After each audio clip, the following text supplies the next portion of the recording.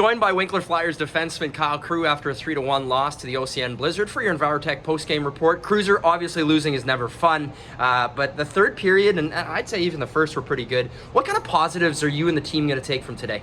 Well, just our first and third period were really good, and we didn't really give up a whole lot in the third and just carry that into tomorrow.